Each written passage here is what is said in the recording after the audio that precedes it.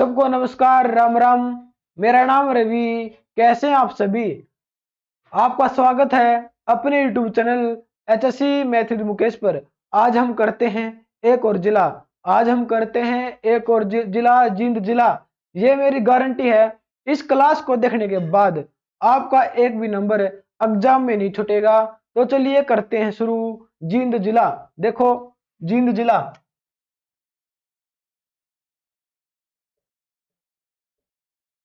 जींद जिला साहब, पहला ही प्रश्न ये बनता है।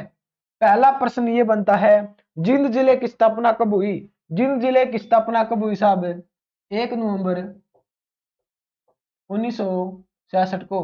जींद जिले की स्थापना कब हुई साहब? 1 नवंबर 1966 को। कौन सा जिला बना? जींद जिला बना। आपको पता है, जब हरियाणा का गठन हुआ था, जब हरियाणा का गठन हुआ था, उस टाइम पर जींद जिला भी था। उस टाइम पर जींद जिला भी था। जब हरियाणा गठन हुआ तब 7 जिले थे। तब 7 जिले थे। हम उनके बारे में पढ़ते हैं कि जब हरियाणा गठन हुआ था तब 7 जिले कौन कौन से थे। देखो, हमारे पास एक ट्रिक है। हमारे पास एक ट्रिक है। आज आज रोग कम है। आज रोग कम है। आज रोग कम है। ये हमारी ट्रिक है। जब हरियाणा गठन हुआ था उस टाइम पर 7 जिले थे। उस टाइम पर 7 जिले थे। वो कौन कौन से जिले थे वो हम पढ़ते हैं। आज रोग कम है। आज से बनेगा अंबाड़ा, अंबाड़ा, जय जींद, रोहतक, गुरुग्राम, करनाल, महेंद्रगढ़,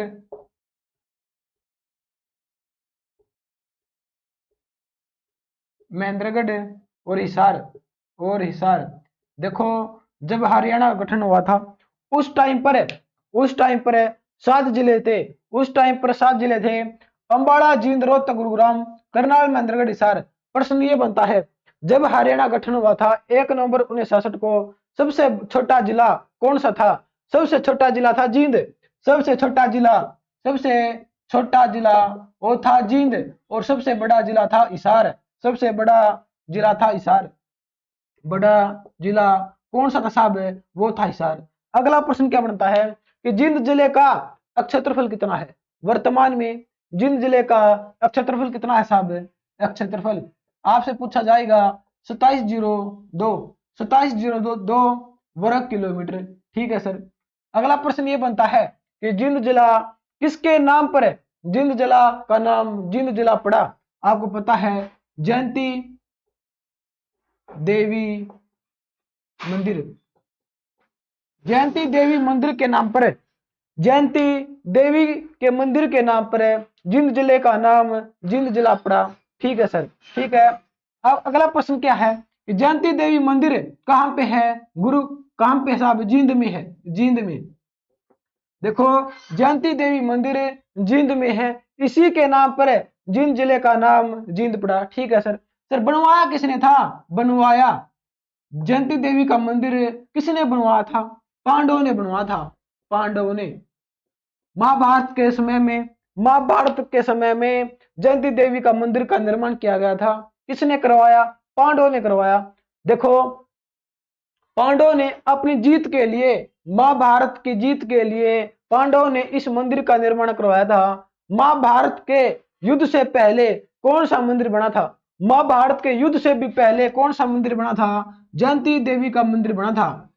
महाभारत के युद्ध से पहले ही बनवा दिया था पांडवों ने अपनी जीत के लिए। अपनी जीत के लिए जयंती देवी का मंदिर का निर्माण करवा दिया था। किसने? पांडवों ने। ठीक है सर।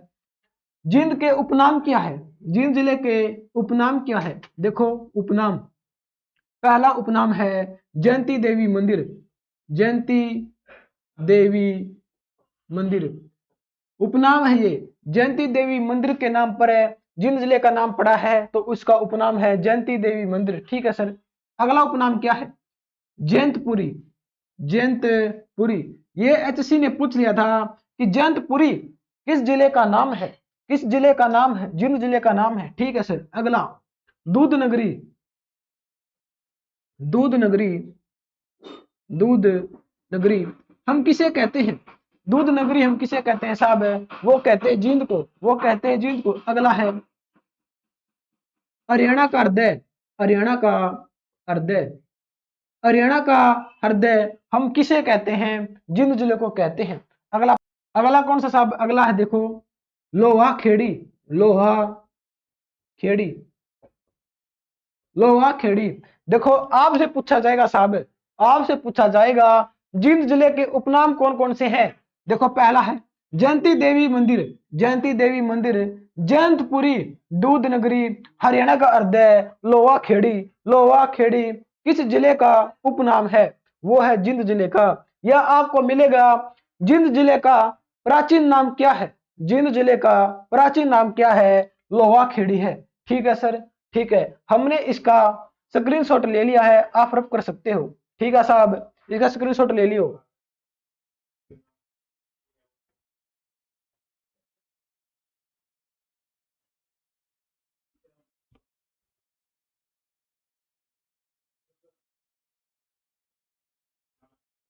अगला प्रश्न क्या है साहब? अगला प्रश्न देखो कि जिंद जिले में विधानसभा की सीटें कितनी है? विधानसभा की सीटें कितनी है? कितनी सीटें साहब? वो 5 है। कितनी है साहब? 5 है। तो 5 है तो उनके नाम बताओ, पांचों के नाम बताओ। पहली है, पहली है खुद जींद, जींद। दूसरी है जुलाना, तीसरी है नरवाना, चौथी है उचाना, पांचवी है सपीदो। देखो जींद जिले में विधानसभा की सीटें कितनी है साहब? 5 है। सर पांचों के नाम बताओ। जींद है, जुलाना है, नरवाना है, उचाना है, सपेदो है। ठीक है सर। अगला प्रश्न क्या है इसमें कि नरवाना ऐसी की आरक्षित सीट है। आरक्षित, नरवाना आरक्षित सीट है। ठीक है सर। अगला प्रश्न क्या है? अगला प्रश्न ये है उचाना से सांसद कौन है? आपको पता है दुष्यंत चौटाला। दुष्यंत चौटाला। प्रश्न ये है कि उचाना से सांसद कौन है? दुष्यंत चौटाला है। वर्तमान में दुष्यंत चौटाला कौन है? उप मुख्यमंत्री, हरियाणा के उप मुख्यमंत्री, उप मुख्यमंत्री है। ठीक है सर। वर्तमान में दुष्यंत चौटाला हरियाणा के उप मुख्यमंत्री है। सर कौन से नंबर के हैं? कौन से नंबर के हैं? वो है छठे नंबर के। वो है छठे नंबर के। कौन उप मुख्यमंत्री है हरियाणा के? दुष्यंत चौटाला है। ठीक है सर। दुष्यंत चौटाला का जन्म कब हुआ सर? जन्म बताओ। जन्म पूछ लेता है एग्जामिनर कि दुष्यंत चौटाला का जन्म कब हुआ? कब हुआ साहब? 3 अप्रैल, 3 अप्रैल 1988 को। 3 अप्रैल 1988 को किसका जन्म हुआ? दुष्यंत चौटाला का जन्म हुआ। ठीक है सर। कहां पर हुआ? हिसार में हुआ। कहां पर हुआ साहब? हिसार में हुआ। ठीक है सर। अगला प्रश्न क्या है? इसकी पार्टी का नाम क्या है? दुष्यंत चौटाला की पार्टी का नाम क्या है? जेजेपी है। जेजेपी है। ठीक है सर। सर जेजेपी पार्टी कब बनी थी? कब बनी थी? 9 दिसंबर, 9 दिसंबर 2018 को। ठीक है सर। जेजेपी पार्टी कब बनी? 9 दिसंबर 2018 को बनी। सर जेजेपी पार्टी का चुनाव चिन्ह क्या है? अगर एग्जामिनर पूछ रहे कि चुनाव चिन्ह क्या है, हम क्या बताएंगे? आप चाबी बताओगे, चाबी। ठीक है सर। जेजेपी पार्टी ने कितनी सीटें जीती? कितनी सीटें जीती साहब? 10। कितनी सीटें जीती? 10 जीती। ठीक है सर। देखो इंपॉर्टेंट प्रश्न है, मैं दोबारा रिपीट कर देता हूं। देखो विधानसभा की सीटें कितनी है? 5 है। जींद है, जुलाना है, नरवाना है, उचाना है, सपीदो है। ठीक है सर। अगला प्रश्न क्या है? नरवाना आरक्षित सीट है। ठीक है सर। अगला प्रश्न क्या है? उचाना से सांसद कौन है? दुष्यंत चौटाला है। ठीक है सर। कौन से नंबर के उप मुख्यमंत्री है? छठे नंबर के हैं। जन्म कब हुआ? 3 अप्रैल 1988 को हुआ। कहां पर हुआ? हिसार में हुआ। कौन सी पार्टी है? जेजेपी पार्टी है। ठीक है सर। जननायक जनता पार्टी है, जननायक जनता पार्टी है, क्योंकि जेजेपी बनी कब थी? 9 दिसंबर 2018 को बनी थी। चुनाव चिन्ह क्या है? चाबी है। सीटें कितनी जीती? 10 जीती। ठीक है सर।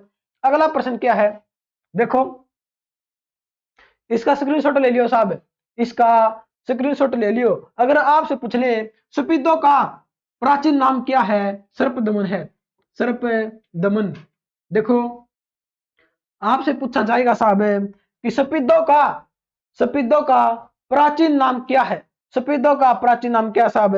सर्पदमन है। ठीक है सर, सर्पदमन है। अगर आपसे पूछ लिया जाए, देखो आप कहोगे सर सपिदो का प्राचीन नाम सर्पदमन क्यों पड़ा? सपिदो का प्राचीन नाम सर्पदमन क्यों पड़ा? आपके मन में प्रश्न आ सकता है क्यों पड़ा। देखो बहुत पुरानी बात है, बहुत पुरानी बात है। कहा जाता है, देखो अर्जुन के पुत्र कौन थे? अर्जुन के, महाभारत के अर्जुन, अर्जुन के पुत्र कौन थे साहब? इसके पुत्र थे अभिमन्यु, अभिमन्यु। ठीक है सर। अभिमन्यु के पुत्र कौन थे? राजा परीक्षित, परीक्षित थे। ठीक है सर। राजा परीक्षित के पुत्र कौन थे? राजा जनमे, राजा जनमे। ठीक है सर। देखो सपिदो का प्राचीन नाम सर्पदमन है। सर्पदमन क्यों है? इसके पीछे कहानी है, इसके पीछे एक कहानी है। कहा जाता है, देखो महाभारत के अर्जुन थे, उसके पुत्र थे अभिमन्यु, अभिमन्यु के पुत्र थे राजा परीक्षित, राजा परीक्षित के पुत्र थे राजा जनमे। ठीक है सर। आपसे पूछा जाएगा पांडव का अंतिम राजा कौन था? राजा जनमे था। पांडव का राज पांडव का अंतिम राजा या अंतिम वंश कौन सा था? कौन था? राजा जनमे, राजा जनमे पांडव का अंतिम राजा था। ठीक है सर। देखो कहा जाता है एक बार राजा परीक्षित वन में, जंगल में शिकार करने के लिए चले जाते हैं। कहा जाता है राजा परीक्षित एक बार जंगल में शिकार करने के लिए चले जाते हैं और उसको जंगल में क्या लग जाती है? प्यास लग जाती है। जंगल में लग जाती है उसको प्यास, प्यास लग जाती है। वो पानी की तलाश में इधर उधर घूमता है, वह पानी की तलाश में इधर उधर घूमता है। उसको पानी कहीं नहीं दिखाई देता। उसको क्या दिखाई देता है? एक आश्रम, एक आश्रम दिखाई देता है जो था संबिक ऋषि का आश्रम, जो था संबिक, संबिक ऋषि का आश्रम। ठीक है सर। संबिक ऋषि का आश्रम दिखाई देता है। वह उस आश्रम में जाता है। कौन? राजा परीक्षित जाता है संबिक ऋषि के आश्रम में पानी के लिए। वह संबिक ऋषि को कहता है कि ऋषिवर मुझे प्यास लगी है, मुझे पानी चाहिए। उस टाइम पर संबिक ऋषि तपस्या में लीन थे, उस टाइम पर ऋषि तपस्या में लीन थे। उसको राजा की बात सुनाई नहीं दी, वह भक्ति में लीन थे। राजा परीक्षित ने उसको कई बार कहा ऋषिवर मुझे पानी चाहिए, मुझे प्यास लगी है। राजा जो संबिक ऋषि थे वो तपस्या में लीन थे, उसको उसकी बात सुनाई नहीं दी। इस बात पर यह प्रक्रिया होने के बाद राजा परीक्षित को गुस्सा आ गया। यह प्रक्रिया होने के बाद राजा परीक्षित को गुस्सा आ गया। गुस्सा आने के बाद क्या किया इन्होंने? इसके पास में मरा हुआ सांप पड़ा हुआ था, इसके पास में मरा हुआ सांप पड़ा था। राजा परीक्षित ने वह सांप उठाकर संबिक ऋषि के ऊपर गिरा दिया। वह सांप उठाकर राजा परीक्षित ने उस सांप को संबिक ऋषि के ऊपर गिरा दिया। सांप गिराते ही संबिक ऋषि उठ पड़े, उठ खड़े हुए और उसने देखा कि राजा परीक्षित ने मेरे ऊपर सांप गिरा दिया, मेरे ऊपर सांप गिरा दिया, जिसके कारण मेरी भक्ति बीच में ही रह गई, मेरी भक्ति बीच में रह गई। और क्या क्या संबिक ऋषि ने? लुटिया में से पानी लिया, ऐसे करके पानी लिया और उसको श्राप दिया कि हे राजन तूने मेरी तपस्या को भंग किया है, कि हे राजन तूने मेरी भक्ति को भंग किया है। मैं तुम्हें श्राप देता हूं कि तुझे सातवें दिन सांप डसेगा और तुम्हारी मृत्यु हो जाएगी। देखो संबिक ऋषि ने उसको श्राप दिया कि हे राजन तूने मेरी तपस्या को भंग किया है, मैं तुझे श्राप देता हूं कि तुझे 7वें दिन सांप डसेगा और तुम्हारी मृत्यु हो जाएगी, तुम्हारी मृत्यु हो जाएगी। उस टाइम पर राजा परीक्षित वहां से चले जाते हैं, वहां से चले जाते हैं और 7वें दिन 7वें दिन क्या हो जाता है, राजा परीक्षित की मृत्यु हो जाती है सांप के डसने से। सांप के डसने से कहा जाता है, उस सांप का नाम क्या था, तक्षक। तक्षक सांप था। तक्षक सांप के डसने से किसकी मृत्यु हो जाती है, राजा परीक्षित की मृत्यु हो जाती है। ठीक है सर, तक्षक सांप के डसने से किसकी मृत्यु हो जाती है, राजा परीक्षित की मृत्यु हो जाती है। कौन से दिन हो जाती है, 7वें दिन। इस बात का पता चलता है राजा जनमे को। इस बात का पता चलता है राजा जनमे को कि मेरे पिता की मृत्यु किसी सांप के डसने से हुई है। तो यह क्या करता है, राजा जनमे क्या करता साहब, इसको वरदान मिला हुआ था। राजा जनमे को वरदान मिला हुआ था कि वह मंत्रों उच्चारण से, मंत्रों उच्चारण से, देखो मंत्रों उच्चारण से किसी को भी अपने वश में कर सकता है। मंत्रों उच्चारण से किसी को भी अपने वश में कर सकता है। इसने क्या किया राजा जनमे ने कि एक यज्ञ करवाया, सर्प दमन, सर्प दमन यज्ञ करवाया, सर्प दमन यज्ञ करवाया। इस यज्ञ में क्या था, राजा जनमे ने सर्प दमन यज्ञ करवाया और मंत्रों उच्चारण करने लगा। जितने भी इस धरती पर सांप थे और सारे अपने आप इस अग्निकुंड में, इस यज्ञ में आकर गिरने लग गए। इस अग्निकुंड में आकर गिरने लगे। कहा जाता है कि जितने भी पृथ्वी पर सांप थे, जितने भी पृथ्वी पर सांप थे, अपने आप इस यज्ञ में आकर गिरने लग गए। इस यज्ञ में आकर गिरने लगे और सांपों की मृत्यु होने लग गई।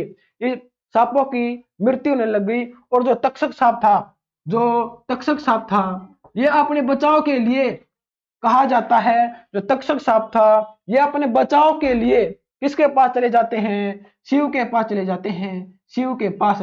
और शिव भगवान ने किस सांप की रक्षा की थी, तक्षक सांप की रक्षा की थी। और राजा जनमे के पास कौन आते हैं, राजा जनमे के पास आते हैं महर्षि बृहस्पति। महर्षि बृहस्पति, महर्षि बृहस्पति आते हैं किसके पास है, राजा जनमे के पास है। राजा महर्षि बृहस्पति कहते हैं कि ए राजन, हे राजन, तुम इस यज्ञ को, इस सर्पदमन यज्ञ को रोक दो। तुम्हारे पिता की मृत्यु होनी थी, तुम्हारे पिता की मृत्यु होनी थी। ये तो मृत्यु का नियम है, ये तो मृत्यु का नियम है कि हर व्यक्ति को मृत्यु आती है किसी ना किसी बहाने से, किसी ना किसी बहाने से हर इंसान को मृत्यु आती है। आप इस यज्ञ को रोक दो, इससे बहुत सारे सांपों मर रहे हैं, जिससे प्रकृति का उल्लंघन हो रहा है, जिससे प्रकृति का उल्लंघन हो रहा है। महर्षि महर्षि बृहस्पति की बात सुनकर राजा जनमे ने सर्प दमन यज्ञ को रोक दिया था। सर्प दमन यज्ञ को रोक दिया था। इसलिए सफेदों का नाम सर्प दमन पड़ा है, इसलिए सफेदों का नाम सर्प दमन पड़ा है। देखो मैं दोबारा रिपीट कर देता हूं। देखो विधानसभा की सीटें कितनी है साहब, 5 सीट है। जींद है, जुलाना है, नरवाना है, उचाना है, सफेदो है। सफेदो का प्राचीन नाम सर्पदमन है। नरवाना एससी की आरक्षित सीट है। उचाना दुष्यंत चौटाला, उचाना से सांसद कौन है, दुष्यंत चौटाला है। कौन से नंबर के उप मुख्यमंत्री है, 6 नंबर के हैं। जन्म कब हुआ, 3 अप्रैल 1988 को हुआ। कहां जन्म हुआ, हिसार में हुआ। कौन सी पार्टी है, जेजेपी पार्टी है। जेजेपी पार्टी कब बनी, 9 दिसंबर 2018 को बनी। चुनाव चिन्ह क्या है, चाबी है। सीटें कितनी जीती, 10 जीती। ठीक है सर।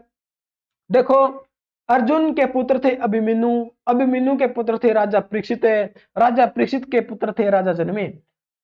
पांडव के अंतिम राजा कौन थे, राजा जनमे थे। राजा जनमे थे। वह सांप का नाम क्या था, तक्षक सांप था। कौन से ऋषि थे, संबक ऋषि थे। इतने ही आपसे इतना ही पूछा जाएगा। अगर आप इतना ही पूछा जाएगा आपसे, इसका स्क्रीनशॉट ले लियो साहब, इसका स्क्रीनशॉट ले लियो। अगला प्रश्न क्या बनता देखो।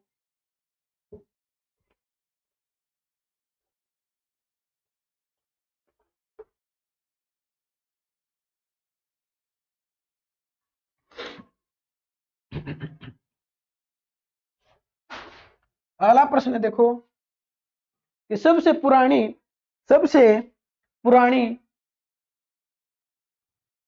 रियासत कौन सी है।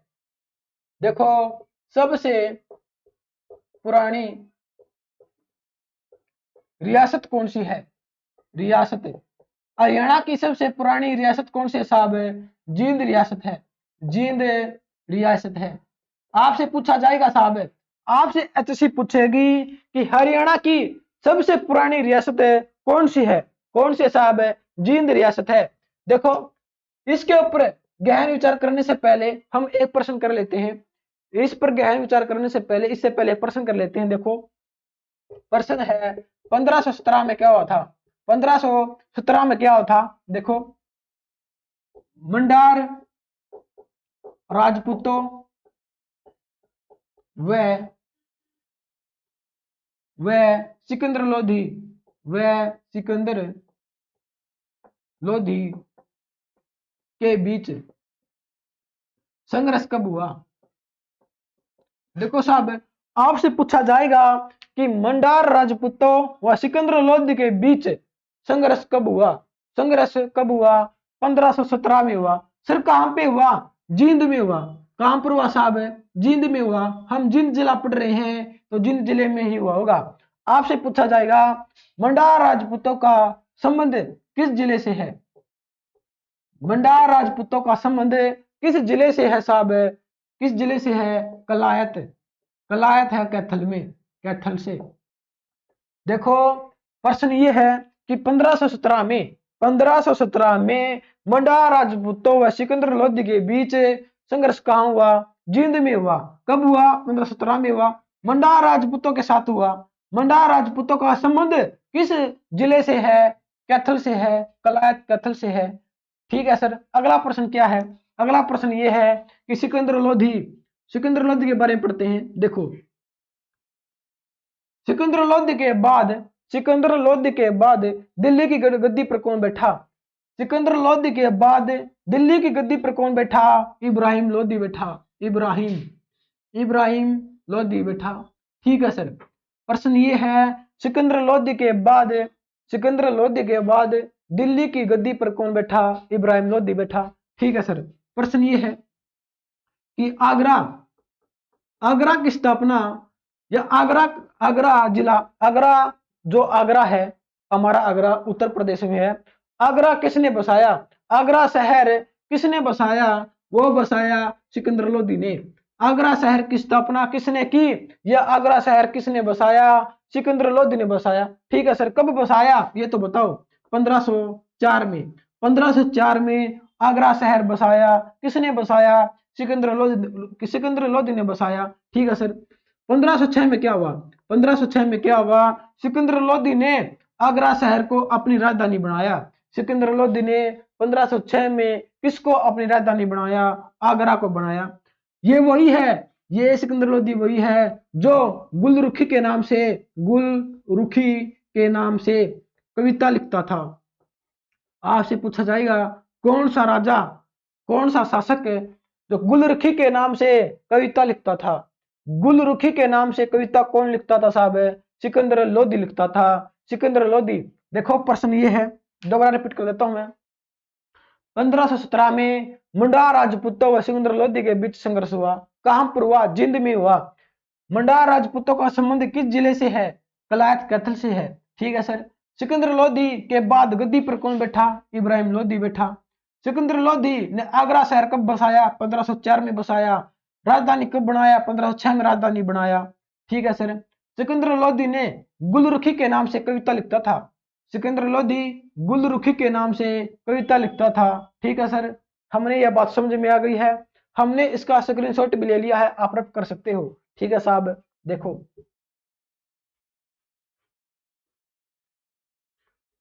अगला प्रश्न क्या साहब है? देखो, अगला प्रश्न क्या है कि सबसे पुरानी रियासत कौन सी है? जींद रियासत है। कौन सी है साहब? जींद रियासत है। प्रश्न ये है, जींद रियासत की स्थापना किसने की थी? जींद रियासत की स्थापना किसने की थी साहब? गजपत सिंह ने। गजपत सिंह ने। देखो, सबसे पुरानी रियासत कौन सी है? जींद रियासत है। स्थापना किसने की? गजपत सिंह ने की। प्रश्न ये है, गजपत सिंह राजा कब बने थे? गजपत सिंह राजा कब बने थे साहब? 1764 से लेकर 1789। 1789। राजा गजपत सिंह राजा कब तक रहे? 1764 से लेकर 1789 तक। ठीक है सर। अगला प्रश्न क्या है, देखो सबसे पुरानी रियासत है जींद रियासत, जिसकी स्थापना की गजपत सिंह ने। गजपत सिंह ने इसकी स्थापना की है, तो इसके पहले राजा भी गजपत सिंह ही थे।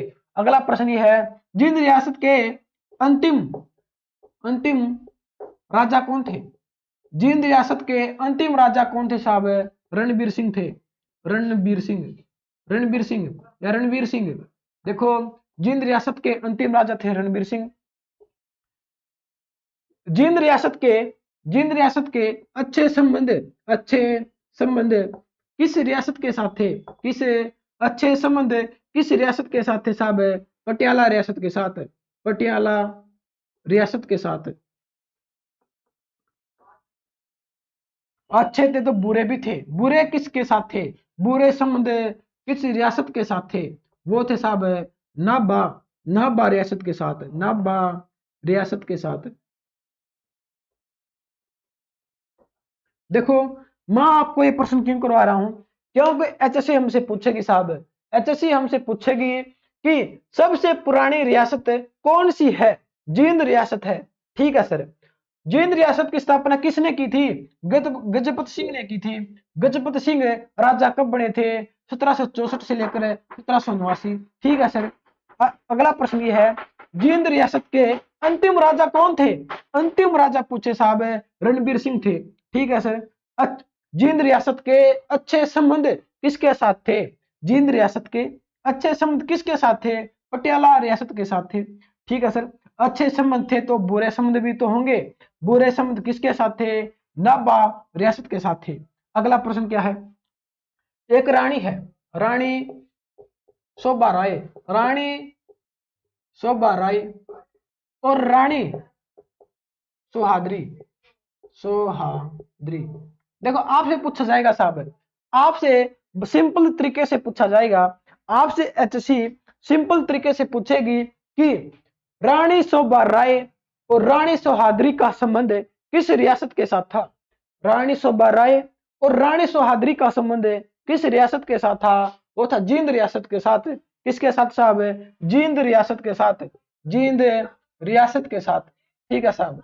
अगला प्रश्न क्या है, इसी के अंदर है कि जींद जींद के किले, जींद का किला, जींद का किला किसने बनवाया? अगला प्रश्न ये है, जींद का किला किसने बनवाया? वो बनवाया गजपत सिंह ने। गजपत सिंह ने। सर कब बनवाया ये तो बताओ, कब बनवाया? 1775 और 76 में। देखो प्रश्न ये है कि जींद का किला बनवाया किसने? गजपत सिंह ने बनवाया। कब बनवाया? 1775 76 में बनवाया। ठीक है सर। ठीक है, हमने यह बात बिल्कुल अच्छे तरीके से समझ में आ गई है।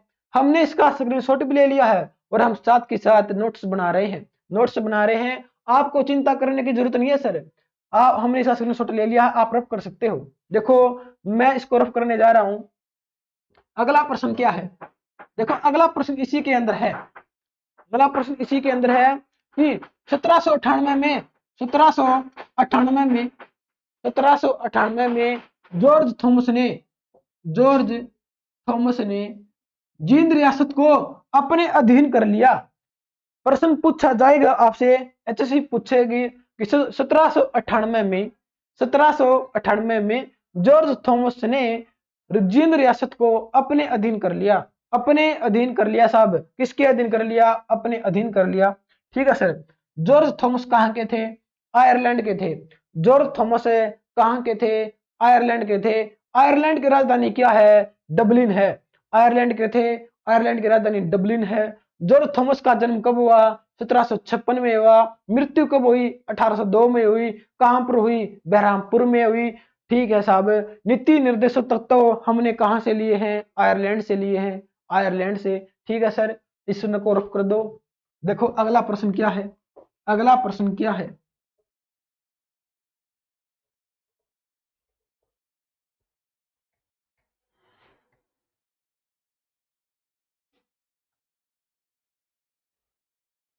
अगला प्रश्न मोस्ट इंपोर्टेंट है साहब। मोस्ट कितना टाइम हो गया? देखो मोस्ट इंपोर्टेंट है। देखो 1814 में, 1814 में क्या हुआ? देखो, जींद का विद्रोह, जींद का विद्रोह आपसे साफ पूछा जाएगा, आपसे पूछा जाएगा जींद का विद्रोह कब हुआ? 1814 में हुआ सर। जींद का विद्रोह कब हुआ?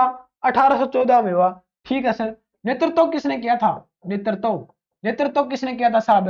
अगर आपसे पूछ ले 1814 में जींद का विद्रोह हुआ, नेतृत्व किसने किया? प्रताप सिंह ने। किसने किया? प्रताप सिंह ने। प्रताप सिंह ने नेतृत्व किया। ठीक है साहब। अगला प्रश्न क्या है? जींद का विद्रोह हुआ, प्रताप सिंह ने नेतृत्व किया, किसके खिलाफ विद्रोह हुआ था? ईस्ट इंडिया कंपनी के विरुद्ध। ईस्ट इंडिया कंपनी के विरुद्ध विद्रोह हुआ था 1814 में, नेतृत्व प्रताप सिंह ने किया। ठीक है सर। अगला प्रश्न क्या है? अगला प्रश्न मोस्ट इंपोर्टेंट है। देखो, अगर आपसे पूछे 1835 में क्या हुआ था? 1835 में जींद में ऐसा क्या हुआ था? बलियाली का विद्रोह। बलियाली का विद्रोह कब हुआ? देखो, आपसे पूछा जाएगा कि बलियाली का विद्रोह कब हुआ? 1835 में हुआ। कहां पर हुआ? जींद में हुआ। जींद में हुआ। नेतृत्व किसने किया सर? नेतृत्व किसने किया ये तो बताओ। नेतृत्व किसने किया? गुलाब सिंह ने। नेतृत्व किया गुलाब सिंह ने। ठीक है सर। देखो, आपको कई किताबों क्या बताएंगे? आपको कई किताबें क्या दिखाएंगी? 1825 दिखाएंगे कि 1825 में बलियाली का विद्रोह हुआ, लेकिन वो असत्य है। लेकिन वो असत्य है। सत्य बात क्या है? 1835 में, 1835 में बलियाली का विद्रोह हुआ, जींद में हुआ, नेतृत्व गुलाब सिंह ने किया। ठीक है सर। अगला प्रश्न क्या है? अगला प्रश्न है 1857। 1857 क्रांति का नेतृत्व जींद से किसने किया? जींद से किसने किया? 1857 क्रांति का नेतृत्व जींद से किसने किया? वो किया साहब प्रताप सिंह ने। प्रताप सिंह ने और स्वरूप सिंह ने। स्वरूप सिंह ने। आपको दोनों मिलेंगे। आपको दोनों मिलेंगे कि 1857 क्रांति का नेतृत्व जींद से किसने किया? प्रताप सिंह ने किया साहब, और स्वरूप सिंह ने किया। ठीक है सर, हमने ये बात समझ में आ गई है। अगला प्रश्न क्या है? अगला प्रश्न है, बात है 1938 की। बात है 1938 की। देखो, जींद में प्रजामंडल आंदोलन की स्थापना हुई। देखो साहब, आपसे पूछा जाएगा जींद प्रजामंडल आंदोलन की स्थापना कब हुई? जींद प्रजामंडल आंदोलन की स्थापना कब हुई? 1938 में हुई सर। 1938 में हुई। ठीक है सर। किसने की? स्थापना हुई है। स्थापना हुई है, किसने तो की होगी। किसने की? देखो, हरसुरु नाम था उनका। देखो, उनका नाम है हंसराज। हंसराज हंसराज हंसराज हर्बर ने। हर्बर। देखो, प्रश्न ये है कि 1938 में जींद प्रजामंडल आंदोलन की स्थापना हुई। ठीक है सर। किसने की? हंसराज हर्बर ने की। हंसराज हर्बर। हंसराज हर्बर कहां के थे? संगरूर के थे। संगरूर कहां पर है? पंजाब में है। कहां पर है साहब? पंजाब में है। PNB को लिखूंगा मैं, पंजाब के हैं। देखो, अगला प्रश्न क्या है कि 15 जुलाई 1948 को 15 जुलाई 1948 को जींद को किसके अधीन कर दिया? किसके अधीन कर दिया? संगरूर के अधीन कर दिया, पंजाब के अधीन कर दिया। प्रश्न ये है साहब, हमसे HSC पूछेगी, हमसे बार बार पूछेगी कि देखो, जींद को 15 जुलाई 1948 को 15 जुलाई 1948 को किसके अधीन कर दिया? किसके अधीन कर दिया?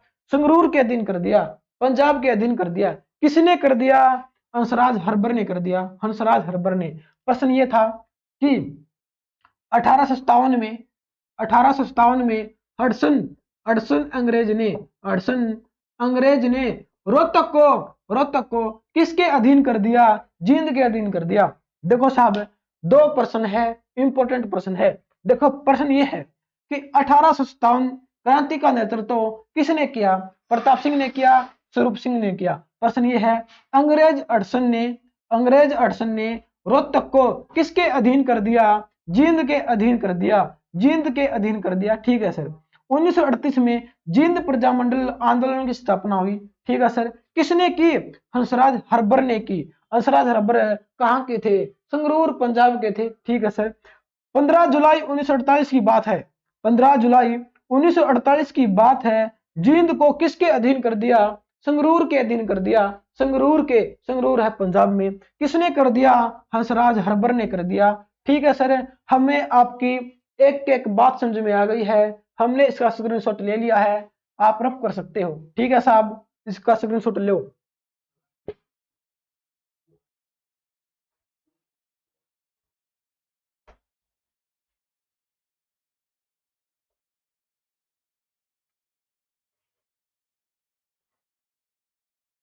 अगला प्रश्न क्या साहब? अगला प्रश्न देखो, बात है 1943 की, बात है 1943 की। 1943 में ऐसा क्या हुआ जींद के अंदर जो हम पढ़ने के लिए मजबूर हो गए? 1943 में ऐसा क्या हुआ जिंद के अंदर जो हम पढ़ने के लिए मजबूर हो गए?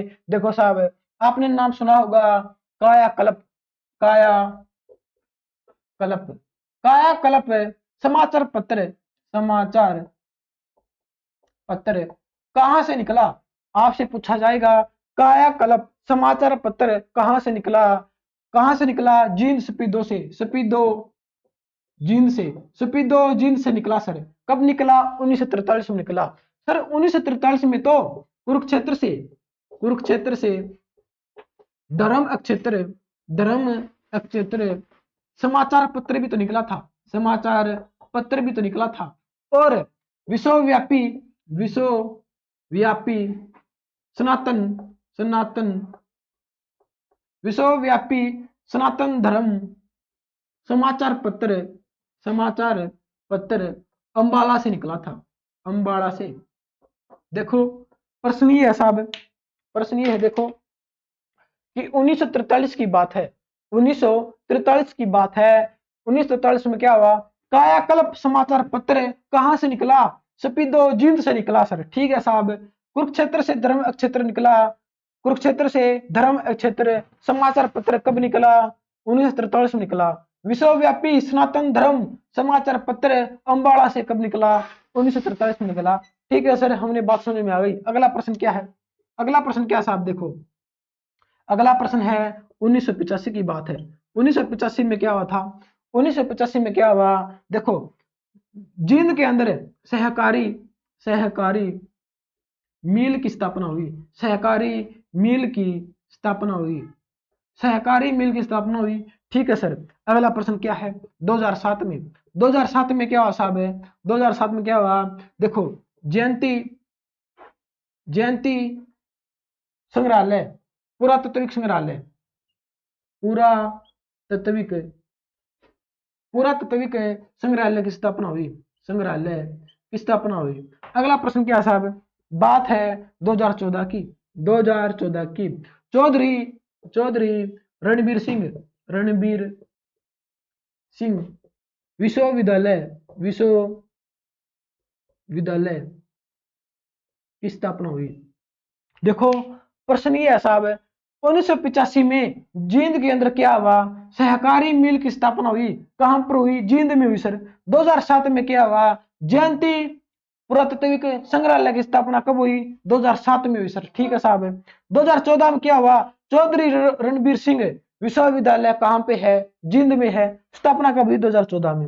लेकिन आपको कई किताबें क्या बताएंगी? 2013, आपको कोई किताबें क्या दिखाएंगी साहब?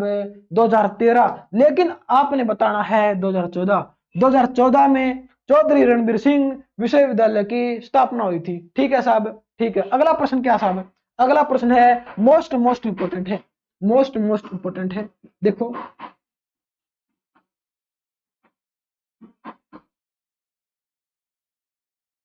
देखो अगला प्रश्न क्या साहब है?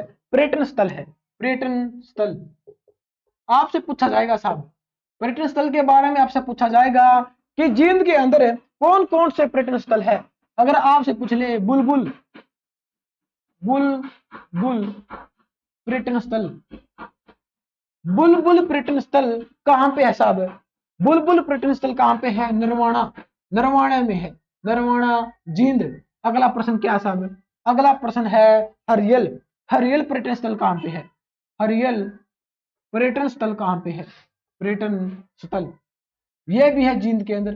देखो साहब, आपसे पूछा जाएगा कि बुलबुल पर्यटन स्थल कहाँ पे है? बुलबुल पर्यटन स्थल कहाँ पे है साहब? नरवाणा जींद में है। आपसे पूछा जाएगा हरियल पर्यटन स्थल कहाँ पे है साहब? जींद के अंदर है। अगर आपसे पूछा जाए बीरबारा, देखो बीरबारा वन्य जीव अभ्यारण्य, वन्य जीव अभ्यारण्य कहाँ पे है? अगर आपसे पूछा जाए बीरबारा वन्य जीव अभ्यारण्य कहाँ पे स्थित है? कहाँ पे स्थित है साहब? जींद में है। कहाँ पे है साहब? जींद में है सर, ये तो जींद में है। अगर आपसे पूछा जाए नरवाणा में क्या है? नरवाणा में बुलबुल पर्यटन स्थल है और नरवाणा के अंदर फूड पार्क भी है। फूड पार्क क्या साहब? फूड पार्क है, फूड पार्क। आपसे पूछा जाएगा कि फूड पार्क कहाँ पे है? नरवाणा जींद में है। हरियाणा में कितने फूड पार्क है साहब? 4 है।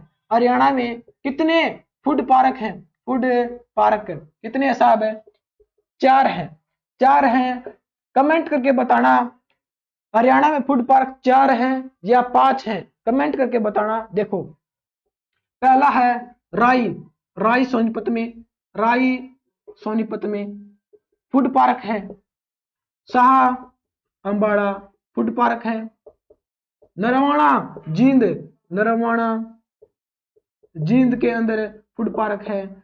चौथा है डबवाली, डबवाली सिरसा में कौन सा है? फूड पार्क है। हरियाणा में 4 फूड पार्क है। राई सोनीपत है, शाह अंबाड़ा है, नरवाणा जींद है, डबवाली सिरसा है। ठीक है सर, हमने इसका स्क्रीनशॉट ले लिया है। देखो अगर 5 है तो कमेंट करके बताना कि 5वां कौन सा फूड पार्क है हरियाणा के अंदर, बताना साहब कौन सा है। देखो जींद जिले के इतने क्वेश्चन थे, बाकी क्वेश्चन हम अगली वीडियो में करेंगे, बाकी क्वेश्चन हम अगली वीडियो में करेंगे। अगर आपको हमारी क्लास अच्छी लगे लाइक करो, कमेंट करो, शेयर करो और HSC math with Mukesh YouTube channel को कर दो सब्सक्राइब और बेल आइकन को प्रेस करना मत भूलना। तब तक के लिए धन्यवाद।